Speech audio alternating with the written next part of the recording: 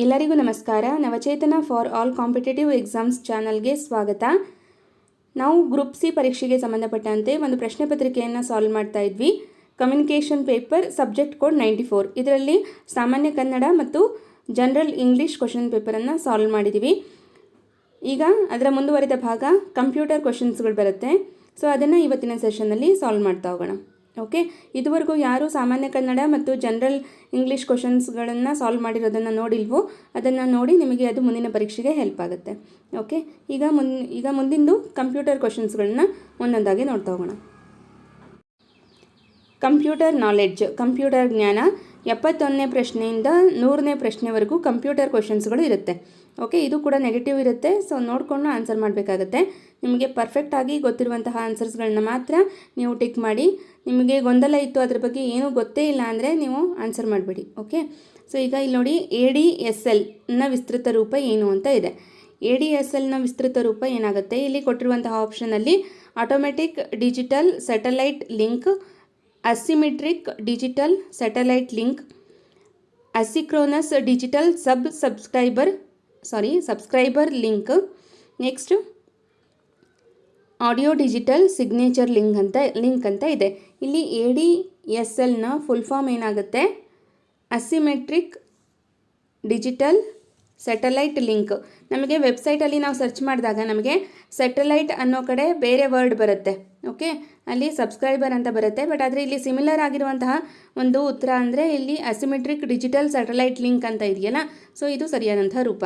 A for asymmetric, D for digital, S for subscriber ಅಂತ ಇದ್ದರೂ okay, satellite ಅಂತ ಇದ್ದರೂ ಕೂಡ ಓಕೆ, ಸ್ಯಾಟಲೈಟ್ ಲಿಂಕ್ ಅನ್ನೋಂಥದ್ದು.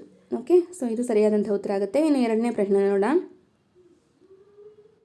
72ನೇ ಪ್ರಶ್ನೆ, IP ವಿಳಾಸವು ಪ್ರಸ್ತುತ ಎಷ್ಟು ಬೈಟ್ಸ್ಗಳನ್ನು ಹೊಂದಿದೆ ಅಂತ ಪ್ರಶ್ನೆ ಕೇಳಿದ್ದಾರೆ. Option 4 bites long, 6 bites long, 8 bites long ಮತ್ತು 12 ಬೈಟ್ಸ್ ಲಾಂಗ್ ಅಂತ ಇದೆ. ಇದು 2016ರಲ್ಲಿ ಕೇಳಿರುವಂತಹ ಒಂದು ಪ್ರಶ್ನೆ ಆಗಿರೋದ್ರಿಂದ ಆಗ ಎಷ್ಟಿತ್ತು, 4 ಬೈಟ್ಸ್ ಲಾಂಗ್ ಅನ್ನೋದು ಸರಿಯಾದಂಥ ಉತ್ತರ ಆಗುತ್ತೆ.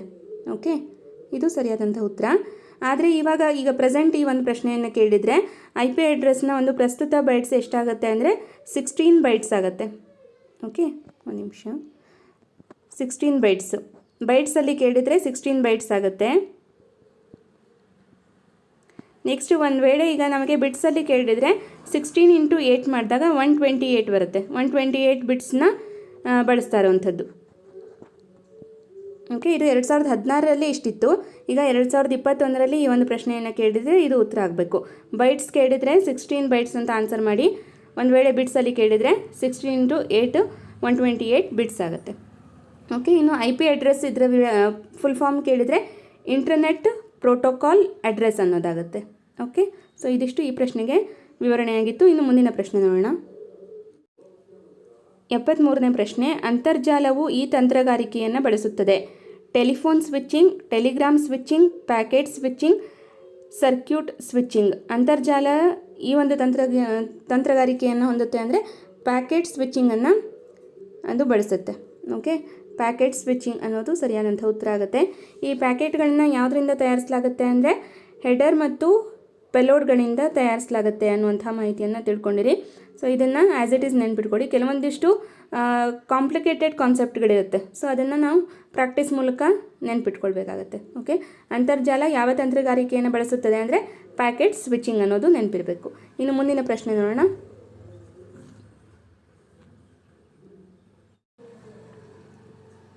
74ನೇ ಪ್ರಶ್ನೆ, ಹೊಂದಿಸಿ ಬರೆಯಿರಿ ಇದೆ. ಕ್ಲಿಪ್ ಬೋರ್ಡು, ಆಮೇಲೆ ಪೇಸ್ಟ್ ಆಯ್ಕೆಗಳಲ್ಲೊಂದು, ಹುಡುಕು ಮತ್ತು ಬದಲಾಯಿಸು, ಕ್ಲಿಪ್ ಆರ್ಟ್ ಅಂತ ಇದೆ. ಸೊ ಇದು ಯಾವುದಕ್ಕೆ ಮ್ಯಾಚ್ ಆಗುತ್ತೆ ಅಂತ ನೋಡಬೇಕು.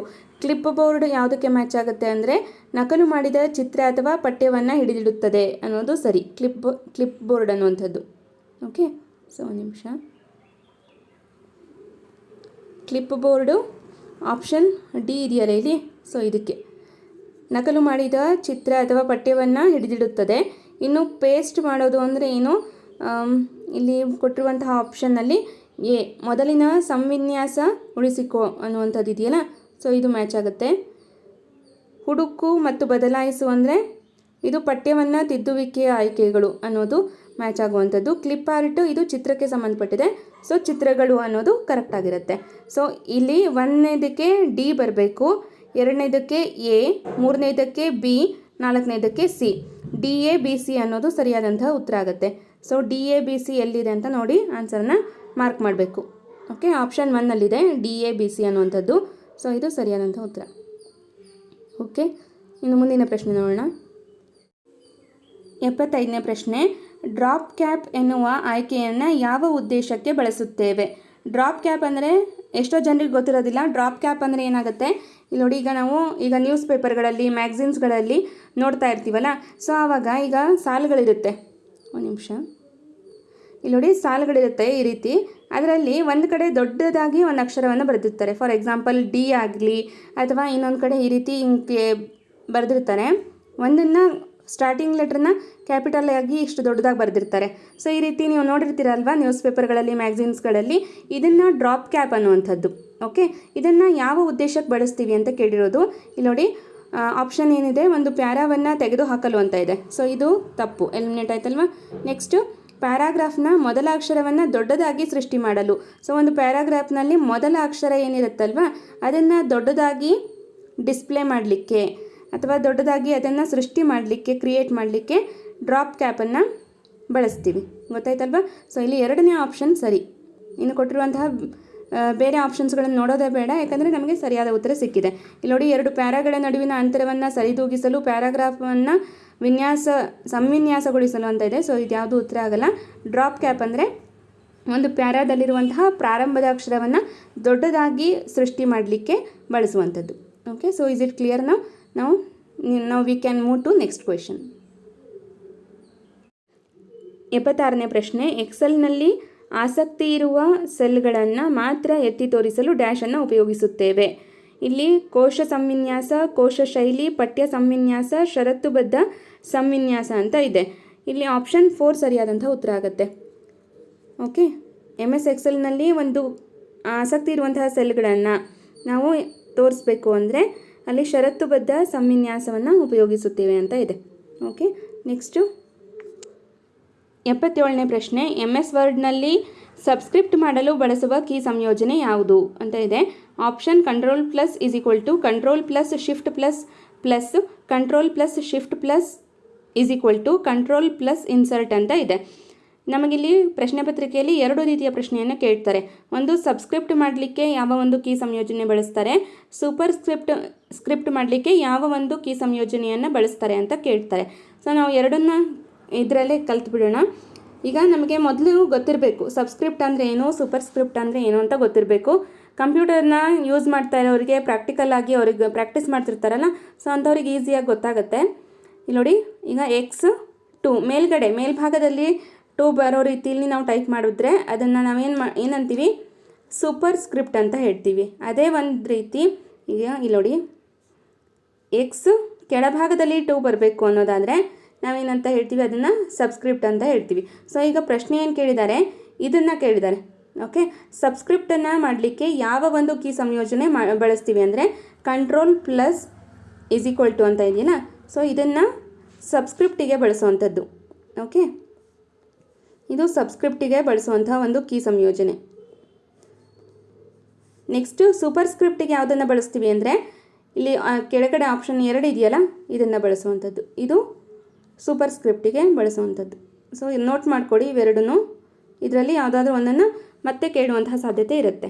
Okay, control plus is equal to ಆದರೆ ಅದು ಸಬ್ಸ್ಕ್ರಿಪ್ಟ್ ಅಂದರೆ ಕೆಳಭಾಗದಲ್ಲಿ 2 ಅಂತ. ಈಗ ಫಾರ್ ಎಕ್ಸಾಂಪಲ್ ನಿಮಗೆ ಜಸ್ಟ್ ಎಕ್ಸಾಂಪಲ್ ಅಷ್ಟೇ. ಓಕೆ, ಈಗ H2O 2 ಅನ್ನೋದು ಕೆಳಗೆ ಬರುತ್ತಲ್ವಾ, ಸೊ ಅಂಥದ್ದನ್ನು ಕೆಳಭಾಗದಲ್ಲಿ ಬರಲಿಕ್ಕೆ ನಾವು ಟೈಪ್ ಮಾಡಿದರೆ ಅದನ್ನು ಏನಂತ ಹೇಳ್ತೀವಿ, ಸಬ್ಸ್ಕ್ರಿಪ್ಟು. ಮೇಲ್ಭಾಗದಲ್ಲಿ ಇದ್ದರೆ ಅದನ್ನು ಸೂಪರ್ ಸ್ಕ್ರಿಪ್ಟ್ ಅಂತ ಹೇಳೋದು.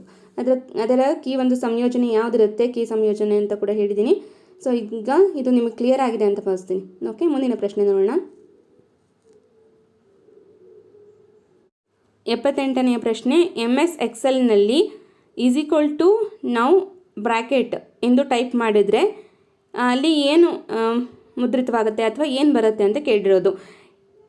ಇಂದಿನ ದಿನಾಂಕ ಸಿಗುತ್ತದೆ, ಸದ್ಯದ ಸಮಯ ಸಿಗುತ್ತದೆ, ಕ್ರಮವಾಗಿ ಸದ್ಯದ ಸಮಯ ಮತ್ತು ಇಂದಿನ ದಿನಾಂಕ ಸಿಗುತ್ತದೆ, ಕ್ರಮವಾಗಿ ಇಂದಿನ ದಿನಾಂಕ ಮತ್ತು ಸದ್ಯದ ಸಮಯ ಸಿಗುತ್ತದೆ ಅಂತ ಇದೆ. ಇಲ್ಲಿ ಕರೆಕ್ಟಾಗಿರುವಂತಹ ಉತ್ತರ ಏನು ಅಂದರೆ, ಈಗ ನೌ ಅಂದರೆ ಏನು ಬರುತ್ತೆ, ಫಸ್ಟಿಗೆ ದಿನಾಂಕ ಬರುತ್ತೆ, ಅನಂತರ ಸದ್ಯದ ಸಮಯ ಸಿಗುವಂಥದ್ದು. ಸೊ ಆಪ್ಷನ್ 4 ಇಲ್ಲಿ ಸರಿಯಾದ ಉತ್ತರ. ಓಕೆ, ಫಸ್ಟಿಗೆ ಡೇಟು, ಆಮೇಲೆ ಟೈಮ್ ಬರುವಂಥದ್ದು. ನಿಮ್ಮ ಹತ್ರ ಕಂಪ್ಯೂಟರು ಅಥವಾ ಲ್ಯಾಪ್ಟಾಪ್ ಇತ್ತು, ಅಥವಾ ನೀವು ಮೊಬೈಲಲ್ಲೇ ಕೂಡ ಇದನ್ನು ಪ್ರಾಕ್ಟೀಸ್ ಮಾಡ್ಬೋದು. MS Excel ಅನ್ನುವಂತಹ ಒಂದು ಆ್ಯಪನ್ನು ಡೌನ್ಲೋಡ್ ಮಾಡಿಕೊಂಡು ಟೈಪ್ ಮಾಡಿ ನೋಡಿ, =now ಬ್ರ್ಯಾಕೆಟ್ ಅಂತ ಹಾಕಿ ಅಲ್ಲಿ ಕರೆಕ್ಟಾಗಿ ಬರುತ್ತೆ ಅನ್ನೋದನ್ನು ಚೆಕ್ ಮಾಡಿಕೊಂಡು ಕನ್ಫರ್ಮ್ ಮಾಡ್ಕೊಳ್ಳಿ. ಓಕೆ, ಸೊ ಈಗ ಕ್ರಮವಾಗಿ ಇಂದಿನ ದಿನಾಂಕ ಮತ್ತು ಸದ್ಯದ ಸಮಯ ಸಿಗುತ್ತದೆ ಅನ್ನೋದು ಸರಿಯಾದಂಥ ಉತ್ತರ. ಈಗ ಮುಂದಿನ ಪ್ರಶ್ನೆ ನೋಡೋಣ. 79ನೇ ಪ್ರಶ್ನೆ, MS ವರ್ಡ್ನಲ್ಲಿ ಕಾಗುಣಿತ ಪರಿಶೀಲನೆಗಾಗಿ ಯಾವ ಸ್ವಯಂಚಾಲಿತ ಕಾರ್ಯಕಾರಿ ಕೀಲಿಯನ್ನು ಬಳಸಲಾಗುತ್ತದೆ? ಯಾವ ಒಂದು ಫಂಕ್ಷನ್ ಕೀಯನ್ನು ಬಳಸ್ತೀವಿ ಅಂತ ಕೇಳಿದ್ದಾರೆ. F1, F3, F5, F7. So ಯಾವ ಒಂದು ಕೀಯನ್ನು ಬಳಸ್ತೀವಿ ಇದರಲ್ಲಿ? F7 ಅನ್ನುವಂಥದ್ದು ನಮ್ಮ ಒಂದು ಕಾಗುಣಿತ ಅಂದರೆ ಸ್ಪೆಲ್ಲಿಂಗ್ ಎರರ್ ಇರೋದನ್ನು ಚೆಕ್ ಮಾಡಲಿಕ್ಕೆ ಬಳಸುವಂಥ ಒಂದು ಫಂಕ್ಷನ್ ಕೀ ಆಗುತ್ತೆ. ಓಕೆ, ನೆಕ್ಸ್ಟ್ ನಿಮಗೆ ಇನ್ನೊಂದು ಸೆಷನಲ್ಲಿ ಪ್ರತಿಯೊಂದು ಫಂಕ್ಷನ್ ಕೀ ಯಾವುದಕ್ಕೆ ಬಳಸ್ತಾರೆ ಅನ್ನೋದನ್ನು ತಿಳಿಸ್ತೀನಿ. ಶಾರ್ಟ್ಕಟ್ ಕೀಸ್ ಯಾವುದಿದೆ ಅದೆಲ್ಲವನ್ನು ನಿಮಗೆ ಒಂದೊಂದೇ ಸೆಷನ್ನಲ್ಲಿ ತಿಳಿಸ್ತಾ ಹೋಗ್ತೀನಿ. ಯಾಕಂದರೆ ಗ್ರೂಪ್ ಸಿ ಮತ್ತು GPSTR ಎರಡೂ ಪರೀಕ್ಷೆಯಲ್ಲೂ ನಮಗೆ ಕಂಪ್ಯೂಟರ್ಗೆ ಸಂಬಂಧಪಟ್ಟಂತಹ ಪ್ರಶ್ನೆ ಇರುತ್ತೆ. ಅದರಲ್ಲೂ ಗ್ರೂಪ್ ಸಿಯಲ್ಲಿ 30 ಅಂಕಗಳಿಗೆ ಇರುತ್ತಲ್ವ. ಸೊ ಹಾಗಾಗಿ ನಾವು ಇದನ್ನು ಡೀಟೇಲ್ ಆಗಿ ನೋಡ್ಕೊಳ್ಳೇಬೇಕು. ಓಕೆ, ಸೊ ಈಗ ಈ ಒಂದು ಪ್ರಶ್ನೆಗೆ ಉತ್ತರವನ್ನು ತಿಳ್ಕೊಂಡಿರಿ. ಸ್ಪೆಲ್ಲಿಂಗ್ ಚೆಕ್ ಮಾಡೋದಕ್ಕೆ F7 ಬಳಸ್ತಾರೆ ಅಂತ. ಓಕೆ, ಇನ್ನು ಮುಂದಿನ ಪ್ರಶ್ನೆ ನೋಡೋಣ. 80ನೇದು MS Excelಗೆ ಸಂಬಂಧಪಟ್ಟಂತೆ ಒಂದು ಪ್ರಶ್ನೆ ಇದೆ. ರೌಂಡ್ ಬ್ರ್ಯಾಕೆಟ್ 8.50, 0 ಅಂತ ಇದೆ, ಕ್ಲೋಸ್ ಮಾಡಲಾಗಿದೆ. ಸೊ ಇದನ್ನು ಒಂದು ಸೂತ್ರವಾಗಿ ಬಳಸಿದ್ರೆ MS Excelನಲ್ಲಿ ನೀಡುವಂತಹ ಬೆಲೆ ಯಾವುದು ಅಂತ ಕೇಳಿದ್ದಾರೆ. ಆಪ್ಷನ್ 8.5. ಓಕೆ, ನೆಕ್ಸ್ಟ್ 8 ಮತ್ತು 8.6 ಅಂತ ಇದೆ. ಇಲ್ಲಿ ಆನ್ಸರ್ ಏನಾಗುತ್ತೆ? 9 ಅನ್ನೋದು ಸರಿಯಾದಂಥ ಉತ್ತರ. ಇದನ್ನು ಪ್ರಾಕ್ಟಿಕಲ್ಲಾಗಿ ಮಾಡಿ ನೋಡಿದಾಗಲೇ ಗೊತ್ತಾಗುವಂಥದ್ದು. ನಾನು ಇಲ್ಲಿ ನೇರವಾಗಿ ಉತ್ತರವನ್ನು ಹೇಳ್ತೀನಿ. ಓಕೆ, ಯಾಕಂದರೆ ಇಲ್ಲಿ ನಾವು ಪ್ರಾಕ್ಟಿಕಲ್ಲಾಗಿ ಮಾಡಿ ನೋಡೋದಕ್ಕಾಗಲ್ಲ ಅಲ್ವಾ, ಹಾಗಾಗಿ 9 ಅನ್ನುವಂಥದ್ದು ಸರಿಯಾದಂಥ ಉತ್ತರ. ನೆಕ್ಸ್ಟು 81ನೇ ಪ್ರಶ್ನೆ, MS ವರ್ಡ್ನಲ್ಲಿ ಪುನರಾವರ್ತಿತ ಕೆಲಸಗಳನ್ನು ಮಾಡಲು ಬಳಸುವ ಚಿಕ್ಕ ಪ್ರೋಗ್ರಾಮ್ಗಳನ್ನು ಡ್ಯಾಶ್ ಎಂದು ಕರೆಯುತ್ತಾರೆ. ಮ್ಯಾಕ್ರೋಸ್, ಆಡ್ ಆನ್, ಮೈಲ್ ಮರ್ಜ್ ಮತ್ತು ರೆಫರೆನ್ಸ್ಗಳು ಅಂತ ಇದೆ. ಸರಿಯಾದ ಉತ್ತರ ಮ್ಯಾಕ್ರೋಸ್ ಆಗುತ್ತೆ. ಓಕೆ, ಮ್ಯಾಕ್ರೋಸ್ಗಳನ್ನ MS ವರ್ಡಲ್ಲಿ ಬಳಸ್ತೀವಿ. ಅದರಲ್ಲೂ ಯಾಕೆ ಬಳಸ್ತೀವಿ ಅಂದರೆ ಪುನರಾವರ್ತಿತ ಕೆಲಸಗಳನ್ನು ನಾವು ಮಾಡಲಿಕ್ಕೆ ಬಳಸುವಂತಹ ಒಂದು ಚಿಕ್ಕ ಪ್ರೋಗ್ರಾಮ್ಗಳನ್ನ ಮ್ಯಾಕ್ರೋಸ್ ಅಂತ ಹೇಳುವಂಥದ್ದು. ಓಕೆ, ನೆಕ್ಸ್ಟ್ 82ನೇ ಪ್ರಶ್ನೆ. ಸೊ ಇದು ಇಂಗ್ಲೀಷಲ್ಲಿದೆ. ಓಕೆ, ಇಲ್ಲಿ ನೋಡಿ, ಈಗ ನಮಗೆ ಕಂಪ್ಯೂಟರ್ನಲ್ಲಿ ಕೆಲವೊಂದಿಷ್ಟು ವರ್ಡ್ಸ್ಗಳು ಕನ್ನಡದಲ್ಲಿ ಅರ್ಥ ಆಗಲ್ಲ, ಆದರೆ ಇಂಗ್ಲೀಷಲ್ಲಿ ಸುಲಭವಾಗಿ ಅರ್ಥ ಆಗುತ್ತೆ. ಆವಾಗ ನೀವೇನು ಮಾಡಬೇಕು, ನಿಮಗೆ ಕನ್ಫ್ಯೂಸ್ ಆಗ್ತಾ ಇರುವಂತಹ ಪ್ರಶ್ನೋತ್ತರಗಳನ್ನು ಇಂಗ್ಲೀಷಲ್ಲಿ ನೋಡಿಕೊಂಡು ಅದನ್ನು ಕನ್ಫರ್ಮ್ ಮಾಡಿಕೊಂಡು ಆನಂತರ ಆನ್ಸರ್ ಮಾಡಿ. ಕನ್ನಡದಲ್ಲಿ ಈಸಿಯಾಗಿ ಅಷ್ಟೊಂದು ಗೊತ್ತಾಗದೇ ಇರುವಂತಹ ಪದಗಳು ಬಹಳಷ್ಟು ಇರುತ್ತೆ. ಸೊ ಹಾಗಾಗಿ ಇಂಗ್ಲೀಷನ್ನು ನೀವು ರೆಫರ್ ಮಾಡೋದು ಮುಖ್ಯವಾಗಿರುತ್ತೆ. ಓಕೆ, ಸೊ 2 ವರ್ಷನ್ ಕೂಡ ಇರುತ್ತೆ ಕ್ವಶನ್ ಪೇಪರಲ್ಲಿ, ನೋಡಿಕೊಂಡು ನಿಧಾನವಾಗಿ ಆನ್ಸರ್ ಮಾಡಿ. ನೆಕ್ಸ್ಟ್ 82ನೇ ಪ್ರಶ್ನೆ. MS Excelನಲ್ಲಿ A1, A2, A3, B1, B2 ಮತ್ತು B3 ಘಟಕಾಂಶಗಳ ಗರಿಷ್ಠ ಮೌಲ್ಯವನ್ನು ಕಂಡುಹಿಡಿಯಲು ಬಳಸುವ ಸೂತ್ರ ಯಾವುದು? MS Excel ಅದು ಸೂತ್ರಗಳ ಮೂಲಕವೇ ಅಲ್ಲಿ ನಾವು ಕಾರ್ಯನಿರ್ವಹಿಸ್ತೀವಿ. ಸೊ ಪ್ರತಿಯೊಂದಕ್ಕೂ ಕೂಡ ಸೂತ್ರ ಇರುತ್ತೆ. ಇಲ್ಲಿ ಗರಿಷ್ಠ ಮೌಲ್ಯವನ್ನು ಕಂಡುಹಿಡಲಿಕ್ಕೆ ಯಾವ ಸೂತ್ರ ಅಂತ ಕೇಳಿದ್ದಾರೆ.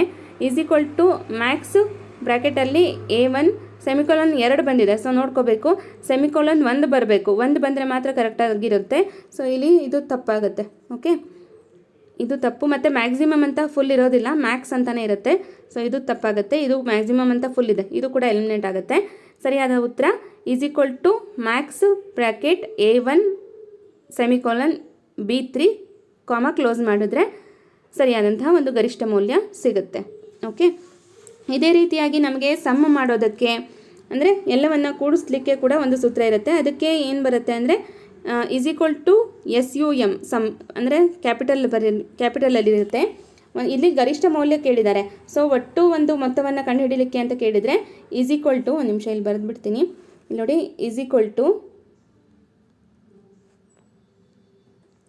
SUM ಎಲ್ಲವೂ ಕ್ಯಾಪಿಟಲಲ್ಲೇ ಇರಬೇಕು. ಓಕೆ, SUM ಅಂತ ಬರೆದು ಆಮೇಲೆ A1 ಆಮೇಲೆ ಸೆಮಿಕೋಲನ್ B3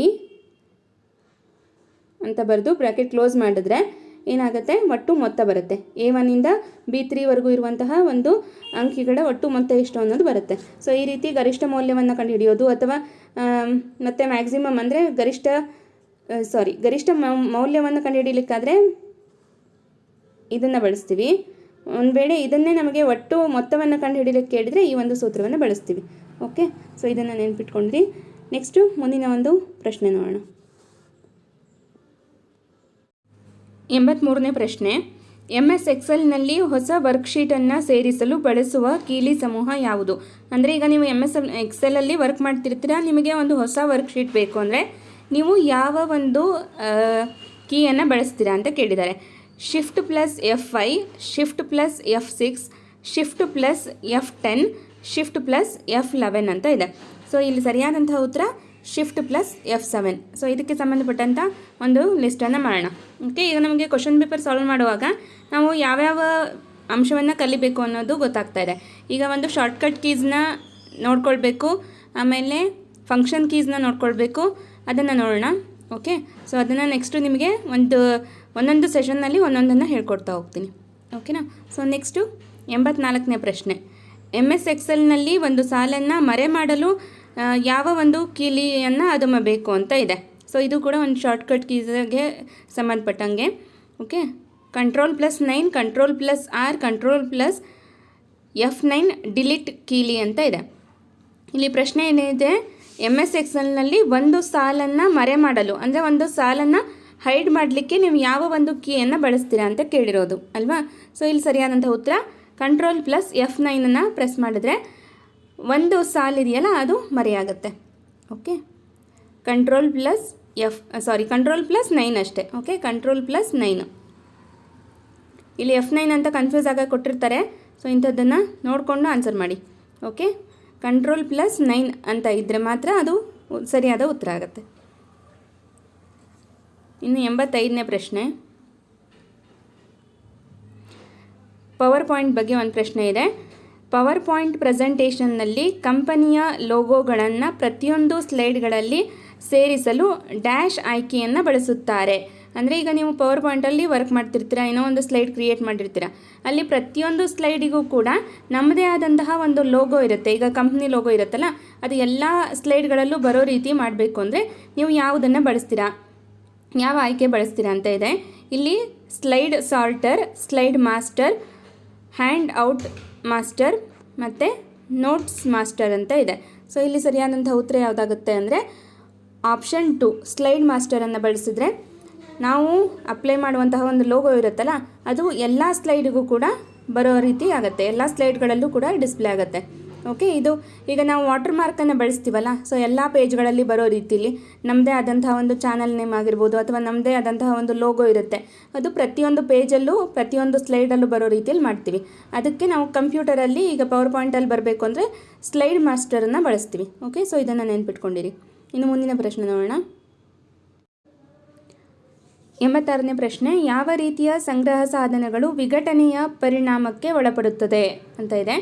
ಆಪ್ಷನ್ ದೃಷ್ಟಿಯ, ಆಪ್ಟಿಕಲ್, ಕಾಂತೀಯ, ಘನಸ್ಥಿತಿಯ ಮತ್ತು EPROM ಅಂತ ಇದೆ. ಸೊ ಇಲ್ಲಿ ಸರಿಯಾದಂತಹ ಉತ್ತರ ಯಾವುದು ಅಂತ ಇದ್ರ ಬಗ್ಗೆ ಇನ್ನೂ ಸ್ಪಷ್ಟವಾಗಿ ಗೊತ್ತಿಲ್ಲ, ಯಾಕಂದರೆ ಇದನ್ನು ಗ್ರೇಸ್ ಅಂತ ಕೊಟ್ಟರು KPSC ಅವರು. ಸೊ ಇದ್ರ ಬಗ್ಗೆ ನಿಮಗೆ ಸ್ಪಷ್ಟವಾಗಿ ಯಾವುದು ಉತ್ತರ ಅಂತ ಗೊತ್ತಿದ್ದರೆ ಕಮೆಂಟ್ ಮಾಡಿ ತಿಳಿಸಿ. ಓಕೆ, ಇನ್ನು ಮುಂದಿನ ಪ್ರಶ್ನೆ ನೋಡೋಣ. 87ನೇ ಪ್ರಶ್ನೆ, MS ಪವರ್ ಪಾಯಿಂಟ್ನಲ್ಲಿ ಕೇವಲ ಪಠ್ಯ ಹಾಗೂ ಬುಲೆಟ್ಗಳು ಪ್ರದರ್ಶನಗೊಳ್ಳುವ ನೋಟವನ್ನು ಡ್ಯಾಶ್ ಎನ್ನುವರು ಅಂತ ಇದೆ. ಅಂದರೆ ಈಗ MS ಪವರ್ ಪಾಯಿಂಟಲ್ಲಿ ಕೇವಲ ಪಠ್ಯ ಅಂದರೆ ಟೆಕ್ಸ್ಟ್ ಮತ್ತು ಬುಲೆಟ್ಗಳು ಡಿಸ್ಪ್ಲೇ ಆಗೋದಕ್ಕೆ ಅಂಥದನ್ನು ಏನಂತ ಕರಿತೀವಿ ಅಂತ ಕೇಳಿರೋದು. Option print layout, outline, normal, slide sorter ಅಂತ ಇದೆ. ಇಲ್ಲಿ ಪ್ರಿಂಟ್ ಲೇಔಟ್ ಆಗಲಿ, ಇದು ಪ್ರಿಂಟಿಗೆ ಸಂಬಂಧಪಟ್ಟಂತೆ, ಸೊ ಇದು ಬರಲ್ಲ. ಇಲ್ಲಿ ಡಿಸ್ಪ್ಲೇಗೆ ಸಂಬಂಧಪಟ್ಟಂಥ ಪ್ರಶ್ನೆ ಇದೆ ಅಲ್ವಾ. ಸೊ ಔಟ್ಲೈನ್ ಅನ್ನೋದು ಸರಿಯಾದಂಥ ಉತ್ತರ. ನಾರ್ಮಲ್ ಆಗಲಿ ಅಥವಾ ಸ್ಲೈಡ್ ಸಾರ್ಟರ್ ಆಗಲಿ ಬರುವಂಥದ್ದಲ್ಲ, ಔಟ್ಲೈನ್ ಅನ್ನೋದು ಸರಿಯಾದಂಥ ಉತ್ತರ. MS ಪವರ್ ಪಾಯಿಂಟ್ಗಳಲ್ಲಿ ನಾವು ಸ್ಲೈಡ್ಗಳಲ್ಲಿ ಈಗ ಚಿತ್ರ ಆಗಲಿ, ಟೆಕ್ಸ್ಟು ಮತ್ತು ಕೆಲವೊಂದಿಷ್ಟು ಬುಲೆಟ್ ಅಂದರೆ ಅದು ಹೈಲೈಟ್ ಆಗಿ ಕಾಣೋದಕ್ಕೋಸ್ಕರ ನಾವು ಡಿಸ್ಪ್ಲೇ ಮಾಡ್ತೀವಲ್ಲ, ಸೊ ಅದನ್ನು ಔಟ್ಲೈನ್ ಅಂತ ಕರಿತೀವಿ. ಇನ್ನು 88ನೇ ಪ್ರಶ್ನೆ, MS ಎಕ್ಸೆಲ್ನಲ್ಲಿ 3D ಉಲ್ಲೇಖ ಸೂತ್ರವು ಅಂತ ಇದೆ. ವರ್ಕ್ಶೀಟ್ಸ್ಗಳಲ್ಲಿ ವ್ಯಾಪಿಸಿದೆ, ಫಾರ್ಮ್ಯಾಟಿಂಗ್ ಆಯ್ಕೆಗಳನ್ನು ಸೀಮಿತಗೊಳಿಸುತ್ತದೆ, ಬದಲಾಯಿಸಲು ಸಾಧ್ಯವಿಲ್ಲ, ಕೇವಲ ಸಂಕ್ಷಿಪ್ತ ವರ್ಕ್ಶೀಟ್ಸ್ ಕಾಣಿಸಿಕೊಳ್ಳುತ್ತದೆ ಅಂತ ಇದೆ. ಇಲ್ಲಿ ಸರಿಯಾದಂತಹ ಉತ್ತರವನ್ನು ಹೇಳ್ತೀನಿ. ಆಪ್ಷನ್ 1 ಅಂತ ಕೊಟ್ಟಿದ್ದಾರೆ. ಓಕೆ, MS ಎಕ್ಸೆಲ್ನಲ್ಲಿ 3D ಉಲ್ಲೇಖ ಅಂದರೆ 3 ಡೈಮೆನ್ಷನ್ ಅಂತ ಹೇಳ್ತೀವಲ್ಲ, ಸೊ ಅದರ ಒಂದು ಉಲ್ಲೇಖ ಸೂತ್ರವು ವರ್ಕ್ಶೀಟ್ಸ್ಗಳಲ್ಲಿ ವ್ಯಾಪಿಸಿದೆ ಅನ್ನೋದು ಉತ್ತರವಾಗುತ್ತೆ. ಓಕೆ, ನೆಕ್ಸ್ಟು 89ನೇ ಪ್ರಶ್ನೆ. MS ವರ್ಡ್ನಲ್ಲಿ ಬುಕ್ ಮಾರ್ಕ್ಗಳ ಬಳಕೆ ಏನು? ಅಂದರೆ ಈಗ ನಾವು MS ವರ್ಡಲ್ಲಿ ಬುಕ್ ಮಾರ್ಕ್ಗಳನ್ನು ಬಳಸ್ತೀವಿ. ಈಗ ನಾವು ಮಾಮೂಲಿ ಒಂದು ಪುಸ್ತಕವನ್ನು ಓದುವಾಗಲೂ ಕೂಡ ಬುಕ್ ಮಾರ್ಕನ್ನು ಬಳಸಿ ಓದ್ತಿರ್ತೀವಿ. ಸೊ ಅದನ್ನು ಯಾಕೆ ಬಳಸ್ತೀವಿ ಅಂದರೆ ಅದರ ಬಳಕೆ ಏನು ಅಂತ ಕೇಳಿದ್ದಾರೆ. ಕಾಗುಣಿತವನ್ನು ಸರಿ ಮಾಡಲಿಕ್ಕೆ ಬಳಸ್ತೀವ, ಅಥವಾ ದಾಖಲೆಯ ನಿರ್ದಿಷ್ಟ ಸ್ಥಳಕ್ಕೆ ಹೋಗಲು ಅಂದರೆ ಡಾಕ್ಯುಮೆಂಟ್ನ ನಿರ್ದಿಷ್ಟ ಸ್ಥಳಕ್ಕೆ ಹೋಗಲಿಕ್ಕೆ ಬಳಸ್ತೀವ, ಅಥವಾ ತಪ್ಪಾದ ಕಾಗುಣಿತಗಳನ್ನು ನಿರೀಕ್ಷಿಸಲು ಮತ್ತು ಜೋಡಣೆಯನ್ನು ಹಾಗೆಯೇ ಉಳಿಸಲು ಅಂತ ಇದೆ. ಇಲ್ಲಿ ಈಗ ಒಂದು ಬುಕ್ ಮಾರ್ಕನ್ನು ಯಾಕೆ ಬಳಸ್ತೀವಿ ಅಂದರೆ, ಈಗ ನಾವು ಮತ್ತೊಮ್ಮೆ ಅದೇ ಒಂದು ಡಾಕ್ಯುಮೆಂಟ್ ಮೇಲೆ ವರ್ಕ್ ಮಾಡಬೇಕು ಅಂದರೆ, ಈಗ ನಾವು ನಿರ್ದಿಷ್ಟವಾಗಿ ಯಾವುದನ್ನು ಮಾರ್ಕ್ ಮಾಡಿರ್ತೀವೋ ಸೊ ಅದಕ್ಕೆ ನೇರವಾಗಿ ಹೋಗೋದಕ್ಕೆ, ಆ ಒಂದು ಸ್ಥಳವನ್ನು ಸರ್ಚ್ ಮಾಡೋದಕ್ಕೆ ಈಸಿ ಆಗಲಿ ಅಂತ ಮಾಡಿರ್ತೀವಿ. ಸೊ ದಾಖಲೆಯ ನಿರ್ದಿಷ್ಟ ಸ್ಥಳಕ್ಕೆ ಹೋಗಲು ಅಂದರೆ ಡಾಕ್ಯುಮೆಂಟಲ್ಲಿ ನಮಗೆ ನಿರ್ದಿಷ್ಟ ಒಂದು ಸ್ಥಳಕ್ಕೆ ಹೋಗಲಿಕ್ಕೆ ಅನುಕೂಲ ಆಗಲಿಕ್ಕೆ ಬುಕ್ ಮಾರ್ಕನ್ನು ಬಳಸ್ತೀವಿ. ಪ್ರಾಕ್ಟಿಕಲ್ ಮಾಡಿದವರಿಗೆ ಬಹಳ ಈಸಿ ಅನಿಸುತ್ತೆ, ಯಾಕಂದರೆ ಇಲ್ಲಿ ತುಂಬ ಪ್ರಶ್ನೋತ್ತರಗಳೇನಿದೆ. MS Excel, MS power point, MS word ಮೇಲೆ ತುಂಬ ಪ್ರಶ್ನೆಗಳಿದೆ. ಸೊ ಆದರೂ ಕೂಡ ನಾವು ಓದಿ ಕಲಿತ್ಕೊಳ್ಳೋಣ.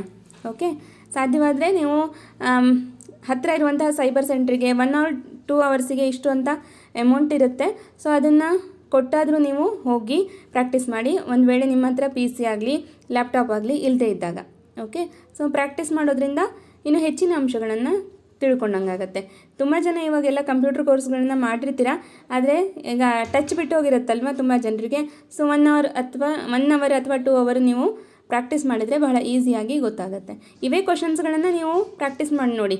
ಈಗ MS ಎಕ್ಸೆಲ್ ಇತ್ತಲ್ವ, = ನಾವು ಬ್ರ್ಯಾಕೆಟ್ ಹಾಕಿದರೆ ಏನು ಬರುತ್ತೆ, ಡೇಟ್ ಮತ್ತು ಟೈಮ್ ಬರುತ್ತೆ. ಸೊ ಅದನ್ನ ಪರ್ಫೆಕ್ಟ್ ಮಾಡ್ಕೊಳ್ತಾ ಹೋಗಿ. ಓಕೆ, ಇದು ಕೂಡ ಒಂದು ಕಲಿಯುವಂತಹ ಒಂದು ಪ್ರಕ್ರಿಯೆ. ಓಕೆ, ಕಂಪ್ಯೂಟರ್ ಓದಿ ತಿಳ್ಕೊಳ್ಳೋದಕ್ಕಿಂತ ಮಾಡಿ ಕಲಿಯುವಂಥದ್ದು ಬಹಳ ಇರುತ್ತೆ. ಓಕೆ, ಇನ್ನು 90ನೇ ಪ್ರಶ್ನೆ ನೋಡೋಣ. 90ನೇ ಪ್ರಶ್ನೆ. ಪವರ್ ಪಾಯಿಂಟ್ ಪ್ರದರ್ಶನದಲ್ಲಿ ಯಾವ ಫೈಲ್ ಫಾರ್ಮ್ಯಾಟನ್ನು ಬಳಸಬಹುದು?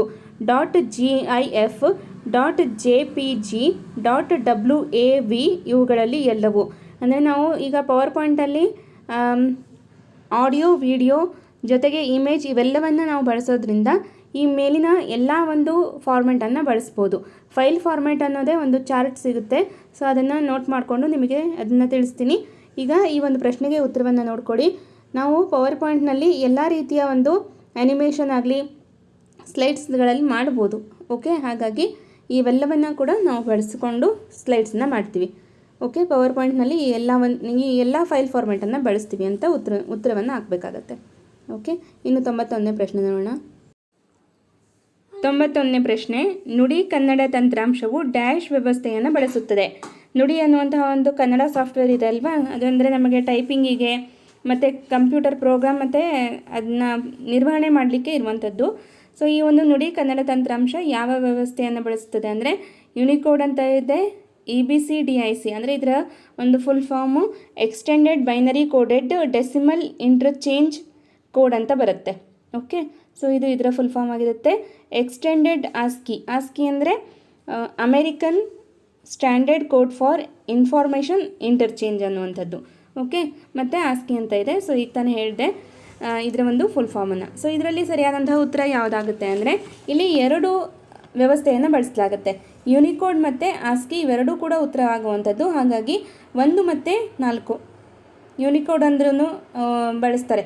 ನುಡಿ ತಂತ್ರಾಂಶದಲ್ಲಿ ಯುನಿಕೋಡನ್ನು ಕೂಡ ಬಳಸಲಾಗುತ್ತೆ ಮತ್ತು ಆಸ್ಕಿಯನ್ನು ಬಳಸಲಾಗುತ್ತೆ. ಆಸ್ಕಿ ಫುಲ್ ಫಾರ್ಮ್ ಮತ್ತೊಮ್ಮೆ ಹೇಳ್ತೀನಿ, ಯಾಕಂದರೆ ಇದರ ಒಂದು ಫುಲ್ ಫಾರ್ಮನ್ನು ಕೂಡ ಕೇಳುವಂತಹ ಸಾಧ್ಯತೆ ಇರುತ್ತೆ. ಆಸ್ಕಿ ಫುಲ್ ಫಾರ್ಮ್ ಏನಾಗುತ್ತೆ, American standard code for information interchange ಅನ್ನುವಂಥದ್ದು. ಓಕೆ, ಇದನ್ನು ನುಡಿ ತಂತ್ರಾಂಶದಲ್ಲಿ ಬಳಸಲಾಗುತ್ತೆ. ಇನ್ನು 92ನೇ ಪ್ರಶ್ನೆ ನೋಡೋಣ. ಡ್ಯಾಶ್ ನೆಟ್ವರ್ಕ್ ಉಪಯೋಗಿಸುವುದರ ಪ್ರಯೋಜನಗಳಲ್ಲಿ ಒಂದಾಗಿದೆ. ಬಾಹ್ಯ ಸಾಧನ ಹಂಚಿಕೆ, ಕಡತ ಭದ್ರತೆ, ರಕ್ಷಣೆ, ವಿಶ್ವಾಸಾರ್ಹತೆ. ಈಗ ನೆಟ್ವರ್ಕನ್ನು ಉಪಯೋಗಿಸುವುದರಿಂದ ಯಾವುದರ ಒಂದು ಯೂಸ್ ಅಂದರೆ 92ನೇ ಪ್ರಶ್ನೆ, ಡ್ಯಾಶ್ ನೆಟ್ವರ್ಕ್ ಉಪಯೋಗಿಸುವುದರ ಪ್ರಯೋಜನಗಳಲ್ಲಿ ಒಂದಾಗಿದೆ. ಬಾಹ್ಯ ಸಾಧನ ಹಂಚಿಕೆ, ಕಡತ ಭದ್ರತೆ, ರಕ್ಷಣೆ, ವಿಶ್ವಾಸಾರ್ಹತೆ. ಇಲ್ಲಿ ಬಾಹ್ಯ ಸಾಧನ ಹಂಚಿಕೆ ಅನ್ನೋದು ಸರಿಯಾದಂಥ ಉತ್ತರ. ಓಕೆ, ಬಾಹ್ಯ ಸಾಧನ ಹಂಚಿಕೆ ನೆಟ್ವರ್ಕ್ ಉಪಯೋಗಿಸುವುದರ ಪ್ರಯೋಜನಗಳಲ್ಲಿ ಒಂದಾಗಿರುವಂಥದ್ದು. ಇನ್ನು ಕಡತ ಭದ್ರತೆ, ರಕ್ಷಣೆ, ವಿಶ್ವಾಸಾರ್ಹತೆ ಇದೆಲ್ಲ ಇಲ್ಲಿ ಅಷ್ಟೊಂದು ಸುಟೇಬಲ್ ಆಗುವಂತಹ ಉತ್ತರ ಆಗಲ್ಲ. ಬಾಹ್ಯ ಸಾಧನೆಯ ಒಂದು ಹಂಚಿಕೆಗೆ ನೆಟ್ವರ್ಕನ್ನು ನಾವು ಉಪಯೋಗಿಸುವಂಥದ್ದು. ಓಕೆ, ಇನ್ನು 93ನೇ ಪ್ರಶ್ನೆ. 93ನೇ ಪ್ರಶ್ನೆ, MS ಎಕ್ಸೆಲ್ ವರ್ಕ್ಶೀಟ್ನಲ್ಲಿರುವ ಒಟ್ಟು ಸಾಲುಗಳು ಎಷ್ಟು, ಅಂದರೆ ರೋಸ್ ಎಷ್ಟು ಅಂತ ಕೇಳಿದ್ದಾರೆ. 65,000, 65,530, 65,536, 65,556 ಅಂತ ಇದೆ. ಸೊ ಇದು 2016ರಲ್ಲಿ ಕೇಳಿದಂಥ ಒಂದು ಪ್ರಶ್ನೆ. ಹಾಗಾಗಿ ಸರಿಯಾದಂಥ ಉತ್ತರ 65,536 ಇತ್ತು. ಈಗ ಪ್ರೆಸೆಂಟ್ ಕೇಳಿದರೆ ಈ ಒಂದು ಡಾಟಾ ಚೇಂಜ್ ಆಗಿರುತ್ತೆ. ಎಷ್ಟಾಗುತ್ತೆ ಅಂದರೆ ಪ್ರಸ್ತುತವಾಗಿ ಈ ನಂಬರನ್ನು ನೀವು ನೋಟ್ ಮಾಡ್ಕೊಳ್ಳಿ. ಓಕೆ, ರೋಸ್ ಕೇಳಿದರೆ 10,48,576 ರೋಸ್ ಇದೆ. ಓಕೆ, ಇದು ರೋಸು. ಇನ್ನು ಕಾಲಮ್ಸ್ ಕೇಳಿದರೆ ಎಷ್ಟಾಗುತ್ತೆ? 16,384 ಕಾಲಮ್ಸ್ ಇದೆ. ಓಕೆ, ಕಾಲಮ್ಸ್ ಇರೋದು 16,384. ರೋಸ್ ಕೇಳಿದರೆ 10,48,576 ಈಗ ಪ್ರೆಸೆಂಟ್ ಇರುವಂಥದ್ದು. ಓಕೆ, ಇದು 2016ರಲ್ಲಿ ಕೇಳಿದ್ರಲ್ವ, ಹಾಗಾಗಿ 65,536 ಅನ್ನೋದು ಉತ್ತರ ಆಗಿತ್ತು. ಈಗ ಈ ಒಂದು ಅಪ್ಡೇಟ್ ಮಾಹಿತಿಯನ್ನು ಕೂಡ ನಾವು ತಿಳ್ಕೊಂಡು ಓದ್ತಾ ಹೋಗಬೇಕಾಗತ್ತೆ. ಇನ್ನು ಮುಂದಿನ ಪ್ರಶ್ನೆ ನೋಡೋಣ.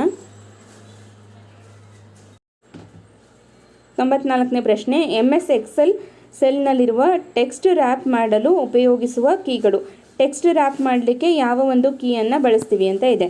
Ctrl+Enter, Alt+Enter, Shift+Enter ಇವುಗಳಲ್ಲಿ ಯಾವುದು ಅಲ್ಲ ಅಂತ ಇದೆ. ಇಲ್ಲಿ ಆಪ್ಷನ್ 2 ಸರಿಯಾದಂಥ ಉತ್ತರ. ಓಕೆ, ಒಂದು ಟೆಕ್ಸ್ಟನ್ನು ರ್ಯಾಪ್ ಮಾಡೋಕ್ಕೆ ನಾವು Alt+Enter ಮಾಡಿದರೆ ಟೆಕ್ಸ್ಟ್ ರ್ಯಾಪ್ ಆಗುತ್ತೆ. ಓಕೆ, ಇನ್ನು ಮುಂದಿನ ಪ್ರಶ್ನೆ ನೋಡೋಣ. ಇವೆಲ್ಲ ಶಾರ್ಟ್ಕಟ್ ಕೀಸ್ನ ನಾವು ಒಂದೊಂದೇ ಕಲಿತಾ ಹೋಗೋಣ. 95ನೇ ಪ್ರಶ್ನೆ, ಕಂಪ್ಯೂಟರ್ನಲ್ಲಿರುವ ಅತಿ ವೇಗದ ಸ್ಮರಣೆ ಯಾವುದು? ರ್ಯಾಮ್, ಕ್ಯಾಶೆ, ರೋಮ್, ಹಾರ್ಡ್ ಡಿಸ್ಕ್ ಅಂತ ಇದೆ. ಇಲ್ಲಿ ಸರಿಯಾದಂತಹ ಉತ್ತರ ಕ್ಯಾಶೆ ಅನ್ನೋದು ಸರಿಯಾದಂಥ ಉತ್ತರ ಆಗುತ್ತೆ. ಓಕೆ, ಇನ್ನು ರ್ಯಾಮ್ ಇದರ ಫುಲ್ ಫಾರ್ಮ್ ಕೇಳ್ಬೋದು, ರೋಮ್ನ ಫುಲ್ ಫಾರ್ಮ್ನ ಕೇಳ್ಬೋದು. ರ್ಯಾಮ್ ಅಂದರೆ ರ್ಯಾಂಡಮ್ ಎಕ್ಸೆಸ್ ಮೆಮೊರಿ, ರೋಮ್ ಅಂದರೆ ರೀಡ್ ಓನ್ಲಿ ಮೆಮೊರಿ ಅನ್ನುವಂಥದ್ದಾಗತ್ತೆ. ಓಕೆ, ಸೊ ಈಗ ಕಂಪ್ಯೂಟರ್ನಲ್ಲಿರುವ ಅತಿ ವೇಗದ ಸ್ಮರಣೆ ಯಾವುದು ಅಂತ ಕೇಳ್ಬೋದು. ಕ್ಯಾಶೆ ಅನ್ನೋದು ಸರಿಯಾದಂಥ ಉತ್ತರ. ಇನ್ನು 96ನೇ ಪ್ರಶ್ನೆ, ಈ ಕೆಳಗಿನವುಗಳಲ್ಲಿ ಮೈಕ್ರೋ ಪ್ರೊಸೆಸರ್ ಆಗಿಲ್ಲದಿರುವುದು ಯಾವುದು ಅಂತ ಇದೆ. ಇಲ್ಲಿ ನಮಗೆ ಒಂದು ಕೋಡ್ಗಳನ್ನ ಕೊಟ್ಟಿದ್ದಾರೆ. 80186, 80286, 80386, 80486. ಇಲ್ಲಿ ಮೈಕ್ರೋ ಪ್ರೊಸೆಸರ್ ಆಗಿಲ್ಲದೆ ಇರೋದು ಯಾವುದು ಅಂತ ಕೇಳಿರೋದ್ರಿಂದ ಆಪ್ಷನ್ 1 ಸರಿಯಾದಂಥ ಉತ್ತರ. 80186 ಅನ್ನೋದು ಒಂದು ಮೈಕ್ರೋ ಪ್ರೊಸೆಸರ್ ಅಲ್ಲ. ಆದರೆ ಇನ್ನು ಉಳಿದಂತಹ 80286, 80386 ಮತ್ತು 80486 ಇವೆಲ್ಲವೂ ಕೂಡ ಮೈಕ್ರೋ ಪ್ರೊಸೆಸರ್ ಆಗಿರುತ್ತೆ. ಆಗಿಲ್ಲದೆ ಇರೋದು ಒಂದೇ 80186 ಅನ್ನುವಂಥದ್ದು. ಇನ್ನು ಮುಂದಿನ ಪ್ರಶ್ನೆ 97ನೇ ಪ್ರಶ್ನೆ. 97ನೇ ಪ್ರಶ್ನೆ, BIOS ಅನ್ನು ಎಲ್ಲಿ ಶೇಖರಿಸಿರುತ್ತಾರೆ? ರ್ಯಾಮ್, ರೋಮ್, ಫ್ಲ್ಯಾಶ್ ಮೆಮೊರಿ ಇವುಗಳಲ್ಲಿ ಯಾವುದು ಅಲ್ಲ ಅಂತ ಇದೆ. ಇಲ್ಲಿ 2 ಉತ್ತರವಾಗುತ್ತೆ. ಓಕೆ, ಆಪ್ಷನ್ 2 ಮತ್ತು 3 ಎರಡೂ ಕೂಡ ಉತ್ತರ ಆಗುವಂಥದ್ದು. ಬಯಾಸ್ ಅಂದರೆ ಇಲ್ಲಿ BIOSನ ಇದರ ಫುಲ್ ಫಾರ್ಮನ್ನು ಕೂಡ ಕೇಳ್ಬೋದು. ಬೇಸಿಕ್ ಇನ್ಪುಟ್ ಔಟ್ಪುಟ್ ಸಿಸ್ಟಮ್ ಅನ್ನೋದಾಗುತ್ತೆ ಇದರ ಫುಲ್ ಫಾರ್ಮ್. ಇದನ್ನು ಎಲ್ಲಿ ಶೇಖರಿಸಿರ್ತಾರೆ ಅಂದರೆ ROM ಇದರ ಫುಲ್ ಫಾರ್ಮ್ ಏನಾಗುತ್ತೆ? ರೀಡ್ ಓನ್ಲಿ ಮೆಮೊರಿ ಮತ್ತು ಫ್ಲ್ಯಾಶ್ ಮೆಮೊರಿ ಇವೆರಡರಲ್ಲೂ ಕೂಡ ಬೇಸಿಕ್ ಇನ್ಪುಟ್ ಔಟ್ಪುಟ್ ಸಿಸ್ಟಮನ್ನು ಶೇಖರಿಸಿರ್ತಾರೆ. ಸೊ ಇದನ್ನು ಶಾರ್ಟ್ ಫಾರ್ಮ್ ಆಗಿ BIOS ಅಂತ ಹೇಳ್ತಾರೆ.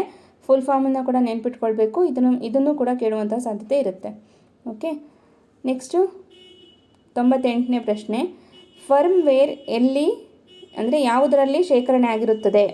ರೋಮ್, ರ್ಯಾಮ್, ಕ್ಯಾಶೆ, ಹಾರ್ಡ್ವೇರ್ ಅಂತ ಇದೆ. ಸರಿಯಾದಂತಹ ಉತ್ತರ ರೋಮ್. ಓಕೆ, ರೋಮ್ ಅನ್ನೋದು ಸರಿಯಾದಂಥ ಉತ್ತರ ಆಗುತ್ತೆ. ಫರ್ಮ್ವೇರ್ ಯಾವುದರಲ್ಲಿ ಶೇಖರಣೆ ಆಗಿರುತ್ತೆ? ರೋಮ್ ಅಂದರೆ read only memory. Okay, next 99ನೇ ಪ್ರಶ್ನೆ. ಈ ಕೆಳಗಿನವುಗಳಲ್ಲಿ ಯಾವ ಮೆಮೊರಿ ಕಡಿಮೆ ಪ್ರವೇಶ ಸಮಯ ಅಂದರೆ ಎಕ್ಸೆಸ್ ಟೈಮನ್ನು ಹೊಂದಿದೆ? Magnetic memory, semiconductor memory, cache memory, super memory ಅಂತ ಇದೆ. ಸೊ ಇಲ್ಲಿ ಸರಿಯಾದಂಥ ಉತ್ತರ ಯಾವುದಾಗುತ್ತೆ? ಸರಿಯಾದಂಥ ಉತ್ತರ ಕ್ಯಾಶೆ ಮೆಮೊರಿ ಅನ್ನೋದು ಸರಿಯಾದಂಥ ಉತ್ತರ ಆಗುತ್ತೆ. ಕಡಿಮೆ ಟೈಮಲ್ಲಿ ಇದು ಎಕ್ಸೆಸ್ ಆಗುವಂಥದ್ದು. ಓಕೆ, ಕಡಿಮೆ ಪ್ರವೇಶ ಸಮಯವನ್ನು ಹೊಂದಿರುವಂತಹ ಮೆಮೊರಿ ಯಾವುದು? ಕ್ಯಾಶೆ ಮೆಮೊರಿ. ಸೊ ಇದಕ್ಕೆ ಸಂಬಂಧಪಟ್ಟಂಥ ಮತ್ತೊಂದು ಪ್ರಶ್ನೆ ಇತ್ತಲ್ವ, ಕಂಪ್ಯೂಟರ್ನಲ್ಲಿ ಅತಿ ವೇಗದ ಒಂದು ಸ್ಮರಣೆ ಯಾವುದು ಅಂದರೆ ಅದಕ್ಕೂ ಕೂಡ ಉತ್ತರ ಯಾವುದಾಗುತ್ತೆ? ಕ್ಯಾಶೆ ಮೆಮೊರಿನೇ ಆಗುವಂಥದ್ದು. ಓಕೆ, ಕ್ಯಾಶೆ ಇದ್ರ ಮೇಲೆ ನಮಗೆ 1 ಅಥವಾ 2 ಪ್ರಶ್ನೆ ಇದ್ದೇ ಇರುತ್ತೆ. ಸೊ ಕಂಪ್ಲೀಟಾಗಿ ಇದರ ಬಗ್ಗೆ ಮಾಹಿತಿ ತಿಳ್ಕೊಳ್ಬೇಕು. ಪ್ರತಿಯೊಂದು ಮೆಮೊರಿ ಬಗ್ಗೆನೂ ತಿಳ್ಕೊಳ್ಬೇಕು. ಇದು ರ್ಯಾಮು, ರೋಮು, ಆಮೇಲೆ ಕ್ಯಾಶೆ ಮೆಮೊರಿ ಅಂದರೆ ಏನು, ಹಾರ್ಡ್ ಡಿಸ್ಕ್ ಅಂದರೆ ಏನು. ಸೊ ಇದ್ರ ಬಗ್ಗೆ ಡೀಟೇಲಾಗಿ ನೆಕ್ಸ್ಟ್ ಸೆಷನ್ಸ್ಗಳಲ್ಲಿ ನೋಡ್ತಾ ಹೋಗೋಣ. ಇನ್ನು 100ನೇ ಪ್ರಶ್ನೆ ಇದೆ ಕೊನೆಯದಾಗಿ. 7 ಬಿಟ್ ಅಲ್ಫಾ ನ್ಯೂಮರಿಕ್ ಕೋಡ್ ಯಾವುದು ಅಂತ ಇದೆ. BCD, ASCII, EBC, DIC ಅಂತ ಇದೆ. ಈ ಯಾವುದು ಅಲ್ಲ ಅಂತ ಕೊಟ್ಟಿದ್ದಾರೆ. ಸೊ ಇಲ್ಲಿ ASCII ಅನ್ನೋದು ಸರಿಯಾದಂತಹ ಉತ್ತರ ಆಗುತ್ತೆ. ಓಕೆ, 7 ಬಿಟ್ ಅಲ್ಫಾ ನ್ಯೂಮರಿಕ್ ಕೋಡ್ ಯಾವುದು ಅಂದರೆ ASCII. ಇದರ ASCIIಯ ಫುಲ್ ಫಾರ್ಮ್ ಏನಾಗುತ್ತೆ? American standard code for information interchange ಅನ್ನುವಂಥದ್ದು ಇದರ ಫುಲ್ ಫಾರ್ಮ್ ಆಗುವಂಥದ್ದು. ಓಕೆ, ಸೊ ಇದಿಷ್ಟು ಈ ಒಂದು ಪ್ರಶ್ನೆ ಪತ್ರಿಕೆಯಲ್ಲಿ ಬಂದಂತಹ ಪ್ರಶ್ನೆಗಳು.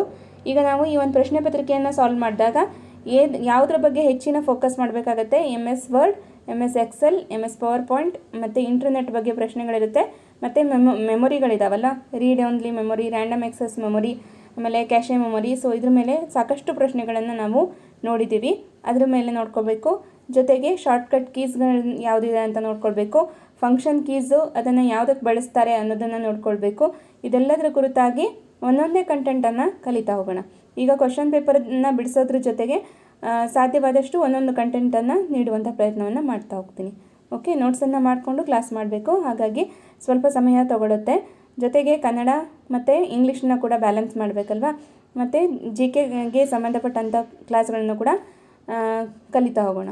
ಓಕೆ, ಸೊ ಇವತ್ತಿನ ಈ ಒಂದು ಸೆಷನ್ ಬಗ್ಗೆ ನಿಮ್ಮ ಅಭಿಪ್ರಾಯ ಅನಿಸಿಕೆ ತಿಳಿಸಿ. ಮತ್ತು ಮುಂದಿನ ತರಗತಿಯಲ್ಲಿ ಇದೇ ರೀತಿಯ ಹೆಚ್ಚಿನ ಒಂದು ಮಾಹಿತಿಯನ್ನು ತಿಳ್ಕೊಳ್ತಾ ಹೋಗೋಣ. ಮತ್ತು ಈ ಒಂದು ಸೆಷನ್ ಇಷ್ಟ ಆಗಿದರೆ ಲೈಕ್ ಮಾಡೋದನ್ನು ಮರಿಬೇಡಿ. ಇದುವರೆಗೂ ಯಾರು ನಮ್ಮ ಚಾನಲನ್ನು ಸಬ್ಸ್ಕ್ರೈಬ್ ಮಾಡ್ಕೊಂಡಿಲ್ವೋ ಸಬ್ಸ್ಕ್ರೈಬ್ ಮಾಡಿಕೊಂಡು ಪಕ್ಕದಲ್ಲಿರುವಂತಹ ಬೆಲ್ ಬಟನನ್ನು ಪ್ರೆಸ್ ಮಾಡೋದ್ರ ಮೂಲಕ ನೋಟಿಫೈ ಆಗಿರಿ. ಮತ್ತು ನಿಮ್ಮ ಫ್ರೆಂಡ್ಸ್ಗಳಿಗೂ ಕೂಡ ಈ ಕ್ಲಾಸನ್ನು ಶೇರ್ ಮಾಡ್ತಾಯಿರಿ. ಓಕೆ, ಎಲ್ರಿಗೂ ಕೂಡ ಧನ್ಯವಾದಗಳು.